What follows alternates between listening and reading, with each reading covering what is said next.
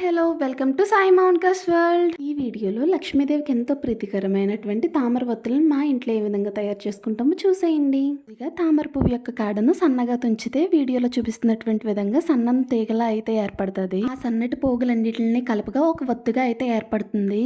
ఆ తామర నాడను వీడియోలో చూపిస్తున్నటువంటి విధంగా మన దగ్గర ఉన్నటువంటి పత్తి మధ్యలో అయితే పెట్టుకుని ఒత్తును తయారు చేసుకోవాలి. ఈ విధంగా వీలైన ఒత్తులు అయితే తయారు చేసుకుని పక్కన పెట్టుకోవాలి. నా దగ్గర ఉన్నటువంటి తామర పువ్వు అయితే కొంచెం వాడిపోయినట్టుంది.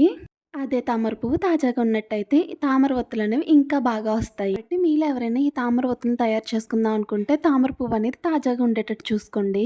చూసారు కదా, ఈ విధంగా చేసుకుని డైరెక్ట్గా వీటినే దీపం కింద అయితే వెలిగించుకోవచ్చు. కాకపోతే తామర ఒత్తులని అనుకున్నాం కదా, కాబట్టి వీటిని ఇప్పుడు తామర రేఖలు ఏ విధంగా అయితే ఉంటాయో అదే విధంగా ఏర్పాటు చేసుకొని పక్కన పెట్టుకోవాలి. అలా ఆ విధంగా అన్నిటినీ చేసి పక్కన అయితే పెట్టుకున్న తర్వాత మనకి తామర పువ్వు ఏ విధంగా అయితే ఉంటుందో అదే విధంగా వీటన్నిటిని వీడియోలో చూపిస్తున్నటువంటి విధంగా ఏర్పాటు చేసుకోవాలి. అంతే, ఇంకా లక్ష్మీదేవికి ఎంతో ప్రీతికరమైనటువంటి తామర ఒత్తులు అయితే సిద్ధమైపోయాయి. మా ఇంట్లోనే ప్రిపేర్ చేసుకున్న ఈ తామర ఒత్తులు మీకు ఏ విధంగా అనిపించాయి? ఒకవేళ మీకు నచ్చితే లైక్ చేసి సబ్స్క్రైబ్ చేసుకోవడం మట్టుకు మర్చిపోకండి. అంతే ఈ వీడియో. Bye bye.